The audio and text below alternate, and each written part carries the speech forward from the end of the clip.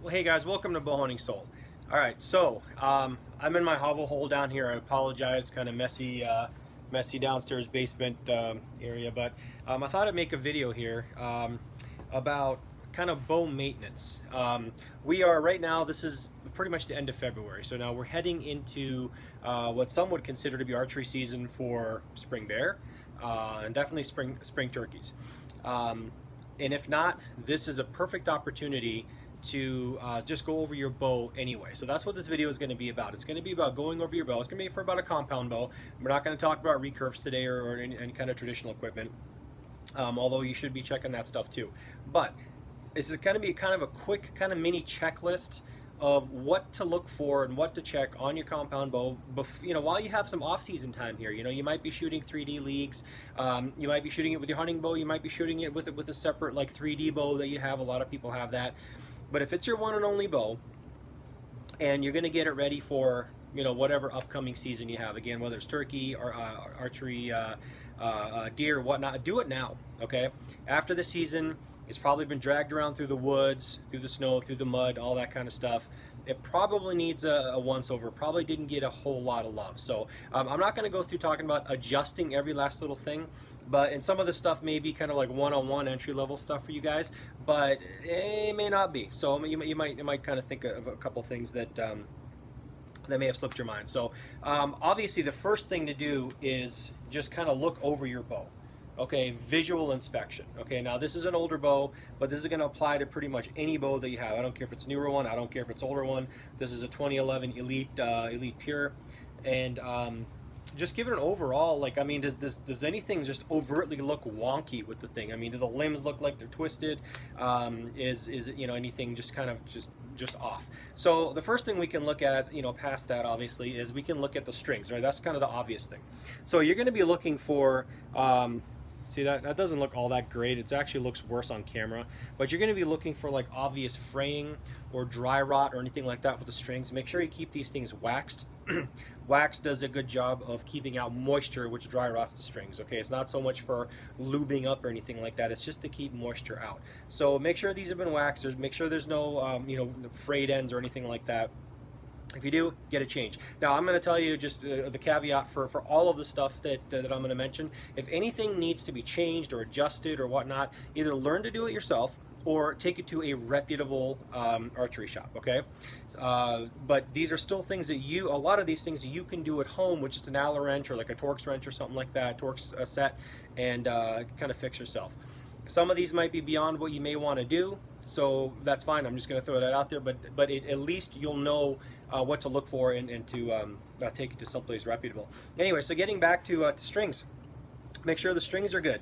Make sure your D-loop is good. Now, and this could probably stand to be replaced a little bit. It looks a little bit squished here, but I know from experience that it's going to be fine, right? It's not a big deal. If you want to change it, go ahead. If you want to learn how to change it, I highly recommend you do that. Same with your peep. Make sure you peep when you draw back doesn't like rotate on you. It doesn't do one of these, okay, so that you have to kind of look at it sideways or need to twist the string. Don't do the temporary thing where a lot of guys will sit there if that thing is not rotating right. They'll actually move the D loop around a little bit so that when you pull it, that this thing kind of rotates into position the way it should be at full draw. That's temporary. Get it fixed. Take it somewhere. Put it in a bow press. I use a portable Bowmaster bow press. I'll leave a link for that below. You can work on your own stuff at home if you care to do so, or take it in somewhere. Make sure they do it right. Okay. Make sure your peep hasn't moved up and down so that it's at the right height when you're at full draw. I know Tim Gillingham has a really great video on how to do. I can't remember if they're overhand knots or constrictor. I can't remember the name of the knot, but it's super rock solid. You can probably look up how to do peep sights, how to tie them in, and you probably get about 20 different ideas and 20 different versions of it. This is the way I know how to do it, and it is rock solid. I follow the Tim Gillingham method, and it's never ever moved. It's super solid, and it's very important that you do that. You don't want this thing flying out, whacking you in the eye. Then you just go over the rest of the bow. Okay, we can move on to well, let's just start off in here. Make sure that the slide Okay, the cable slide, whether it's in a slide type or like a roller guard, okay, any of those things, if they have bearings, make sure they're not loose and rattling. Make sure that they're tight, or the screws that kind of hold them in are tight. Make sure this isn't going to come out. Okay, make sure there's no fraying or rubbing where the cables go through. Then you kind of move on out to out to the cams, out to the cam area. Make sure, I mean, out here, okay, especially on the whole bow, you've got a ton of little set screws, okay, on a compound bow. You've got a lot of little mini screws, a lot of set screws, little tiny Allen heads, little Torx heads. Get yourself a set. I mean, they're cheap. You can just buy like the cheapy, like Harbor Freight models or whatever. They don't need to be like high quality Snap-on or anything like that. Get a set of cheap tools, small Torx bits, and you can work on the stuff. This cam system uses a mod, okay, it's a module. So there's all these tiny little where are they here? Well, you'll see them. Okay, anywhere you see a bolt head, make sure those are tight. And by tight, I mean like not crank on it.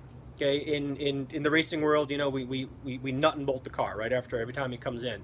That doesn't mean you go and you crank on every single bolt or nut or whatever until it turns. Only you're just kind of checking it with moderate force. Use your head to, you know, make sure that nothing is loose. Okay, you don't want to crank on the stuff. This is aluminum; it's going to strip, so be careful. Make sure that your draw stops. Okay, this is a draw stop.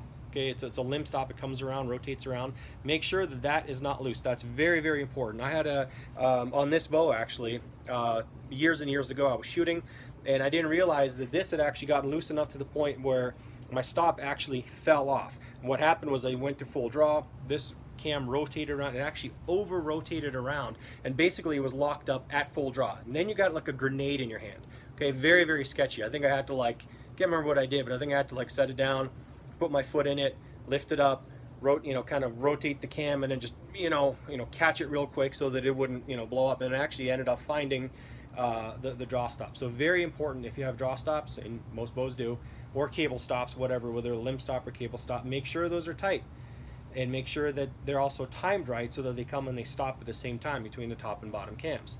Moving on to actual cam timing, same deal. A lot of them have like cam timing marks. Make sure that they rotate at the same rate and come back to brace at the same rate. If you don't know how to do that, take it to a bow shop. But again, it's important. You got to keep this stuff in tune. You don't want to be chasing your tail trying to tune arrows and broadheads and good arrow flight, that kind of thing, if your bow itself is out of spec. Okay, why chase your tail doing the arrow part of it when the actual componentry of the bow is giving you bad flight? So that's very, very important. So make sure all the stuff is nice and tight. There's a lot of screws, a lot of set screws on here. Same with the limb pockets. Make sure any of these limb pocket pinch bolts are good. Make sure your limb bolts, they're rotated or they're in or out the same amount, top and bottom, so you don't have kind of different flex on them. You don't want more poundage on one than the other, unless you get like super wonky with your tuning, in which case this video is kind of beneath you. But anyway, so moving on to our Aero Rest, right? So I got a drop away rest over here. So whatever drop away rest you have, make sure it functions properly. Make sure the cable hasn't moved. I still use this football clamp on here. A lot of guys will do the serving. They think it looks cleaner. I'm not a big fan of the serving. I've always found that it moves. Yes, I know how to serve. Trust me, I know how to serve. Not a big deal. But I still like the football clamp. Personal preference. But make sure that that it's rising at the same rate, or at the rate that it's supposed to be. And then when you shoot, it falls down. It falls down up out of the way. If you need to test shoot a few arrows to make sure you're not getting fletching contact, that it gets out of the way before the the fletching comes by, make sure you do that. There's pinch bolts on here too, depending on your model. Because this one is this kind of clamps on here, and it kind of rotates. It rotates how this is. This is the Hunter model from Q80. Make sure that hasn't rotated around, because that changes how fast the launcher arm kind of gets out of the way, arrow height, that kind of stuff. So check that. And then obviously moving on to the biggie here, or one of the biggies, is your sight housing. Make sure all the clamps are good. So you've got all these pins in here. This is a 4-pin sight. So I got 4 little individual pins, and I've got kind of set screws in here that I want to make sure these are all tight. Okay. And obviously this is after you've set your yardages, 20, 30, 40, 50, whatever. I don't care how many pins you have, whatever, make sure you get it right. But make sure that stuff hasn't moved. If you have like a third axis on yours for being able to adjust the bubble on it, make sure that that's done right. Again, you may have to take it to a qualified, bow tech or something like that to be able to get that done right if you don't know how to do it at home. And obviously, the pinch bolts for the windage and the elevation, okay, here and here, make sure those are nice and tight. Make sure nothing's wonky. Make sure your pins aren't bent. Make sure nothing is, like rattling or loose. Just kind of sitting here, whatever. And then take a few shots with it, and then listen. Make sure nothing is rattling or loose when you shoot the bow. A lot of times, if there's something loose, something somewhere around here, no matter what it is, you'll usually hear like a little rattle or a buzz.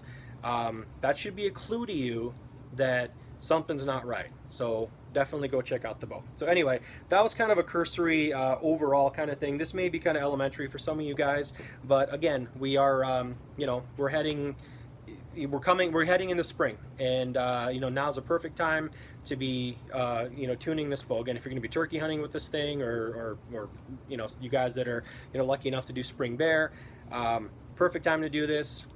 Make sure your bow is good to go, everything's tight, nice and waxed, tuned, timed, all that stuff, and then if you need to, start tuning your arrows, broadheads, that kind of stuff, because you don't want to be chasing your tail with the machine. If the machine is screwed up, it's no use trying to mess around with the projectile, right? So anyway, that's it. Thanks for watching. I'm going to leave a link for that Bowmaster bow press below. It's an Amazon link, so again, if you click on that, I appreciate it.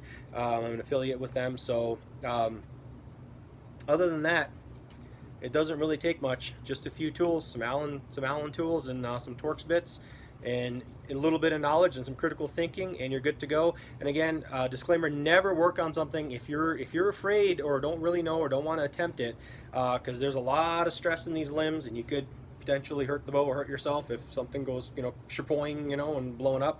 So take it somewhere, but those are the things you need to be looking out for. So anyway, that's it. Thanks for watching. I appreciate it. Be sure to like, share, and subscribe, and remember to listen to the podcast. I don't ever say that enough on the YouTube channel here. Bow Hunting Soul podcast, lots of great guests on there if I do say so myself. And yeah, that's it. All right, thanks for watching, and good luck this spring.